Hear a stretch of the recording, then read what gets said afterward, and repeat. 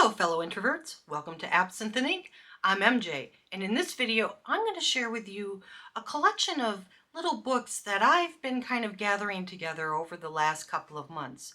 And they're part of a series that's being put out by a publisher named Biblioasis. And the name of the collection is A Ghost Story for Christmas. Now, these aren't exclusively Christmas stories. Some of them do take place during the holidays. But what they represent is a kind of lost tradition of, well, reading ghost stories at Christmas. Now, while the tradition may have kind of gone into decline, you can still read some of the stories thanks to Biblioasis.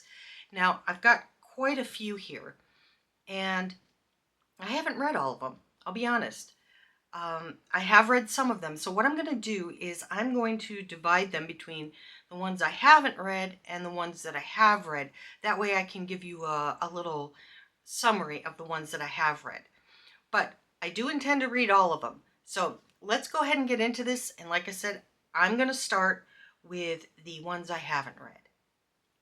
How Fear Departed the Long Gallery by E.F. Benson. The Signalman by Charles Dickens. The Sundial by R.H. Molden. The Corner Shop by Lady Asquith. An Eddy on the Floor by Bernard Capes. The Old Nurse's Story by Elizabeth Gaskell. A Room in a Rectory by Andrew Caldecott.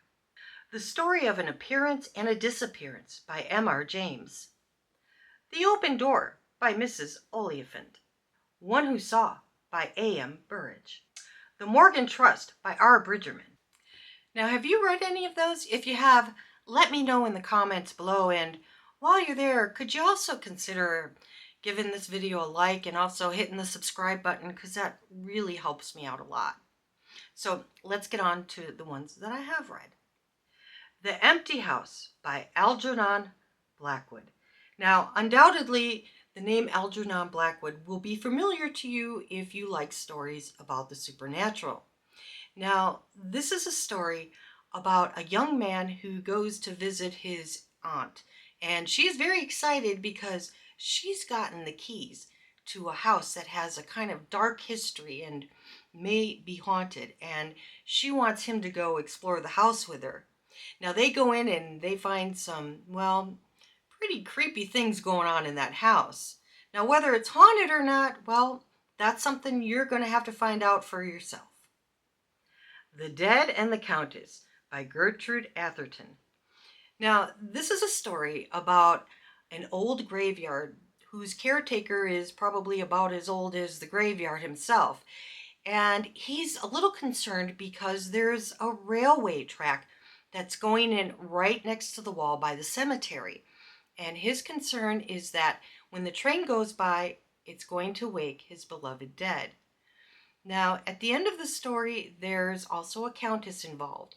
And I don't want to say any more about it because it is a short story. But the ending was a little bizarre. But this is one worth checking out. The Toll House by W. W. Jacobs. Now, this one is about a kind of wager that happens between four men who aren't sure whether or not that they believe that the house that they are talking about is actually haunted. So the four of them go in to spend the night. And like I said, four of them go in. But how many of them come out? Mr. Jones by Edith Wharton. Now, this is a story that's kind of full of a bunch of really great atmospheric things that kind of really give the spooky feel to the story. It's an old house that's inherited by a young woman, but yet when she goes to move in, she finds out that there is a caretaker by the name of Mr. Jones who doesn't really like people, and he considers the house more or less to be his. Now, this story includes a bunch of servants with some secrets, some ghosts, and some strange going on. But the strangest thing of all is that no one knows who Mr. Jones is. The Crown Derby Plate by Marjorie Bowen. Now, this one I have to say was probably one of my favorites. This is a story about an antiques dealer who has purchased a set of china, except she's missing one critical piece, and that is the Crown Derby plate. Now, she goes to visit some relatives during the holidays, and out in the country, very isolated, is an old house in which a very bizarre woman lives in. So the antiques dealer goes to the house to see if she can get the woman to sell her the Crown Derby plate. And let's just say that this woman is, well, she's a little bit more than eccentric, and she's very lonely, but she seems to really enjoy hanging out in her garden. And why does she do that? Well, you're going to have to read the story. And does the antiques dealer get the plate? Well, maybe. Now, the last one that I have is The Captain of the Pole Star by Sir Arthur Conan Doyle.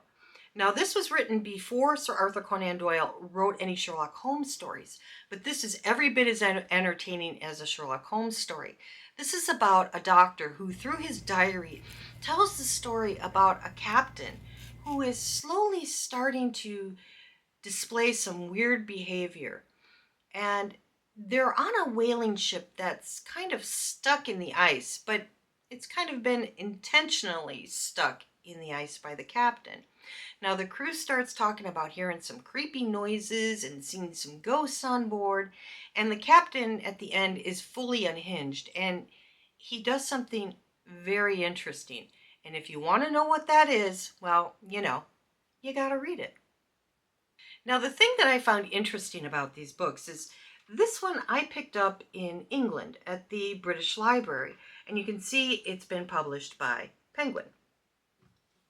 The ones here in the States have been published by Biblioasis. So I don't know if that's the difference. The ones in England are published by Penguin.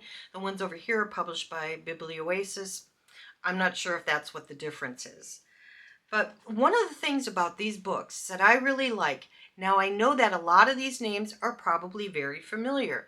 I mean, we all have heard of Charles Dickens and Sir Arthur Conan Doyle and Elizabeth Gaskell and Edith Wharton. But some of the names of these writers are a little less unknown or a little less familiar.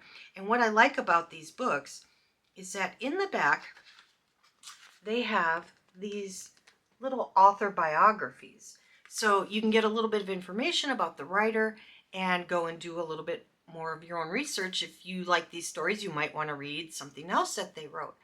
And these writers were prolific and also quite popular during the time that they were writing, but they have fallen into obscurity. So this is really a fun way to discover some new writers. And I also really like the illustrations. Now, these are done by an artist, a Canadian artist rather, by the name of Seth. And he also has a little bio in the back of the books here. And these illustrations are really charming. I quite like these. This is, to be honest with you, one of the things that attracted me to these books were these unique illustrations by this artist named Seth. And ironically, the most critical reviews are from people who don't like those illustrations. So, we all have our different tastes and things that we find appealing. Now, the books that I've shown you today are by no means the entire collection. These are just the ones that I've happened to pick up. Now, they are still releasing new editions of these little books. As a matter of fact, I believe there are some coming out maybe in September or October.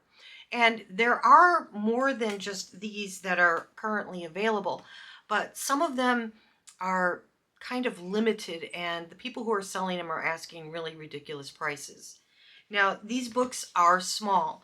Now, they do tend to vary in length, but none of them are going to take you, none of these books, none of them, are going to take you more than maybe an hour tops, depending on how fast or slow that you read. But they are worth reading, and I hope that this video will encourage you to go and check them out because they are a lot of fun. So thanks a lot for watching, and I'll see you next time on Absinthe and Ink. Bye-bye.